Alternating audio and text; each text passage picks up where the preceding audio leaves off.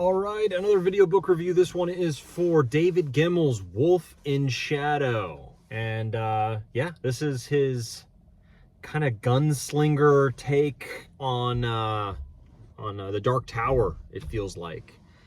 Because it's got kind of the bones of what the Dark Tower, especially the first one, has, which is the gunslinger who's incredibly skilled, right? Can shoot a fly at like 100 yards kind of thing. That's how skilled this guy is. And Roland, who is chasing some mythical location and has been for years and hasn't found it, but is still searching. In Dark Tower, it's the Dark Tower, and here it's Jerusalem. The book was originally going to be called Jerusalem Man. That's what they call him, because everyone who asks, he says, "I'm going to Jerusalem. That's my journey." And he's going there for his own questions that he needs answering, that kind of thing. But it's a post-apocalyptic Western, just like Dark Tower, and it's got mutants. It's got little, almost like Fallout a little bit. I have never played the game, but I've heard through the grapevine every now and again. Settlements every all the way around that all kind of have their own flavor to them on how they're ran and which problems are there and what's going on. And as he visits them, you run into it, and he's running into evil in all these places, and he's like a Bible-toting gunslinger who is trying to slay evil in the world, right? As he makes his way to Jerusalem. So that's cool. That's why I wanted to read it. That just sounds on its face cool. And it was. There's lots of actions, gunfights, this kind of stuff. It's a Western. And that's really cool. But as he's making his way through the world, meeting people, doing stuff, and he's got little vignettes really of places that he's at, and he's got a little story in each one as he goes. Those are super interesting. And then you have kind of these side characters with their side plot, like B plots that are happening, which are also really interesting. He didn't really lose the pacing of the book, or the pacing of the book didn't slow down when we left John Shano, the Jerusalem Man, and we went to some of these side characters. And it didn't happen like a crazy amount of time, but it did happen a few times, and it was still really interesting, and each of these characters felt different. John Shano was really cool and a great center to the novel, but these other characters were also incredibly interesting and made for a really good read and a good time. So really cool. But underneath this surface of just a cool story, underneath that surface is this really cool story of redemption and failed redemption. And if you've read any David Gemmell books, you know that that's a huge deal in a lot of these books, right? With the, brigands who change their ways to save these townspeople or whatever, and in that way, doing their part to make up for their murderous past, let's say. And that happens in a lot of David Gemmell's books, a flavor of that. And that is a huge part of this novel. Like most every character has that going for them. But it's not just that. Our main character is kind of the opposite, right?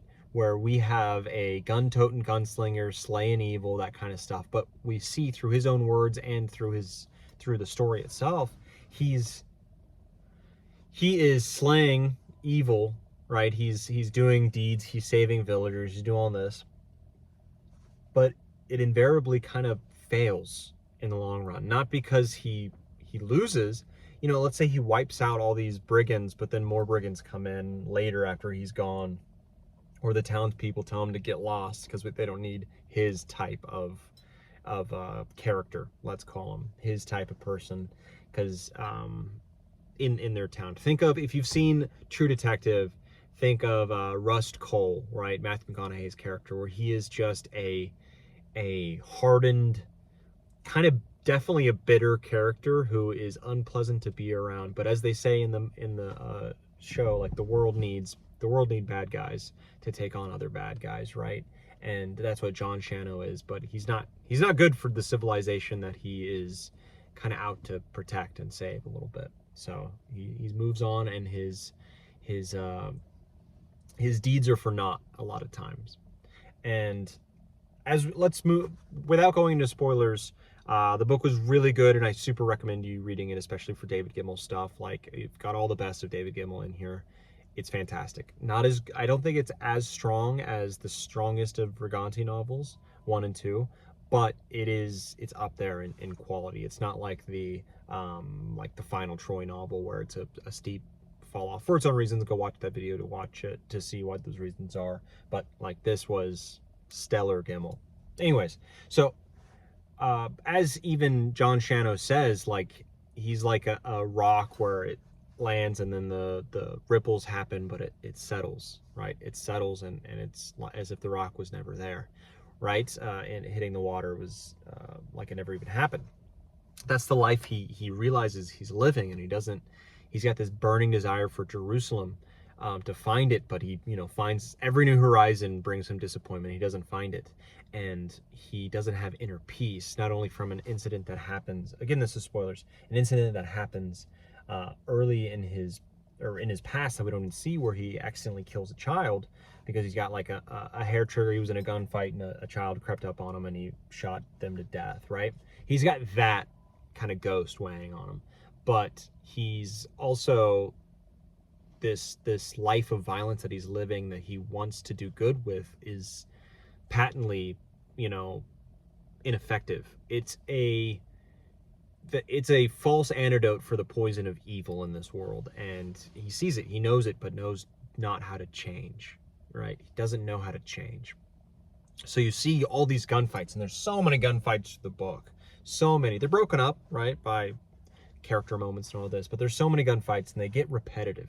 They kind of get repetitive towards the end, but that also is happening at the same time where you're realizing, like, you're with John there, and you're living in his shoes, where it's repetitive to him too. He's been doing this for a while. He's been doing this for years and years and years, and nothing seems to change. He's pulling the trigger back, and he's shooting a foe. He's shooting a person dead, and then there's never enough death to satisfy, right? The weight of this evil. There's always more. There's always more, and there's always more gunfights that we're there to see. And he's, constantly getting through it, and he's got all these tricks, and he's got this kind of spider sense to get through them.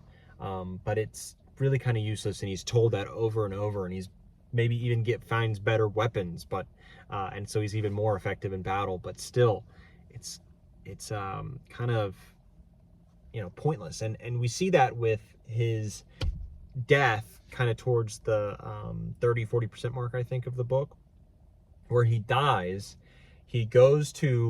His soul goes to the gates of Jerusalem as he envisions it. He goes to the gates of Jerusalem, and he's denied entry.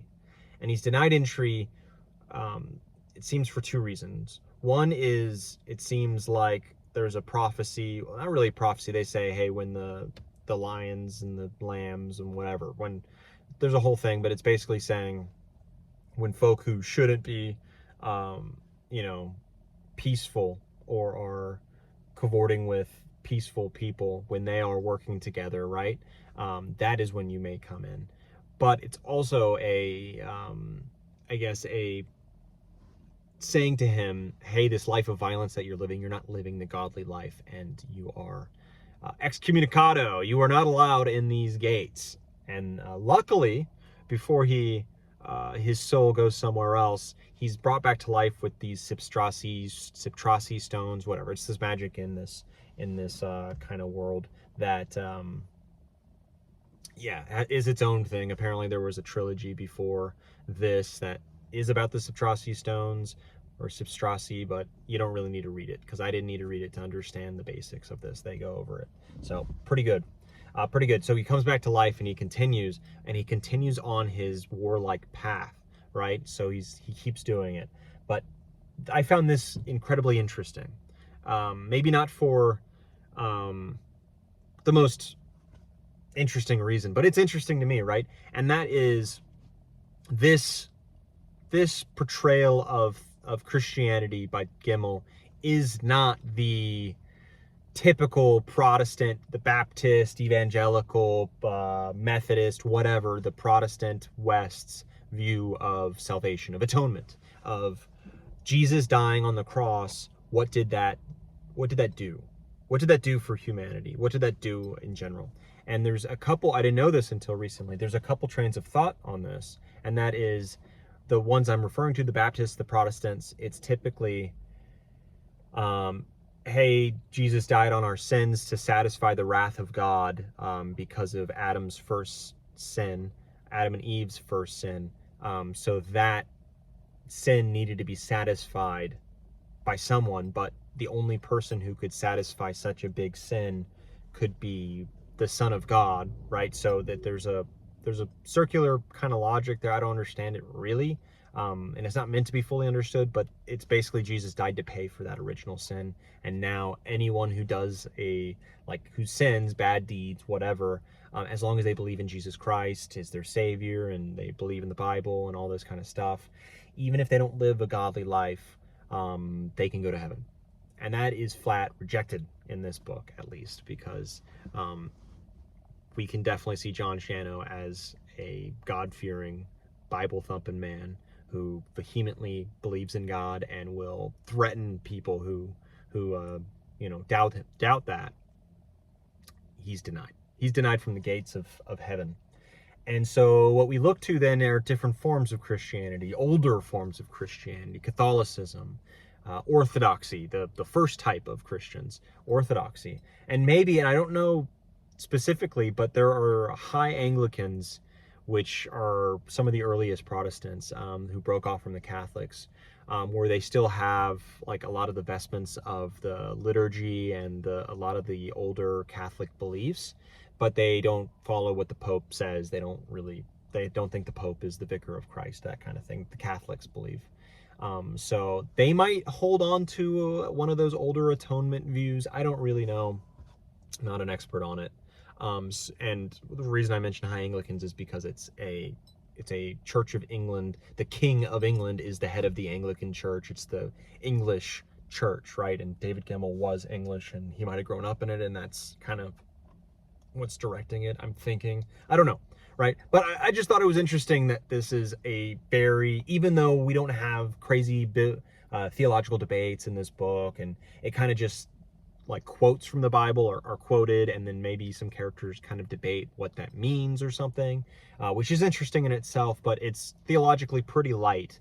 It's very cut and dry on the atonement, which is, hey, even if you believe in God, you're not going to get in just for believing in God, especially if you're a man like John Shano, who has murdered so many, he's killed so many. Even if he thinks it's for the best, what we see is his brother, who's been a thief and a murderer and a brigand all of his life, he spends this book, even though he doesn't believe it, becoming more godly, more Christ-like in this, in which he is, doing good deeds. He is being a great representative for these people, bringing them more towards God, and eventually like throwing away his weapons in the face of the enemy, and just walking towards them with peace. And that is the final straw that breaks the camel's back in the enemy general's sense, in which he's like, I'm gonna wipe my hands clean of this.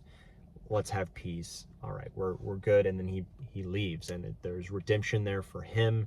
The people are saved, and we see that, and that's a recurring thing in this book, where it's like, put down your weapons, peace, and the conquering of evil is through peace, is through non-violence, not through the violent acts. So you see Cade's brother, who's lived a arguably way worse life than John has, finding inner peace by the end and being more godlike, while John Shano ends the book, riding through a blizzard, bleeding out, still with burning eyes, looking for Jerusalem.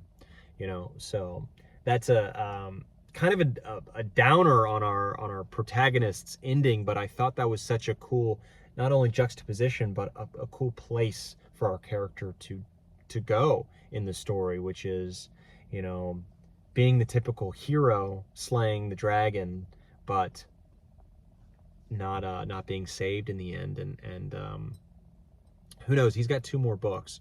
So David Gemmell loves jumping around in timelines. So I don't know the plots of these books, or if we're going before or whatever. But it seemed like he was dying out in a blizzard, really. But Batik was going to find him, so maybe he saves him. I don't know.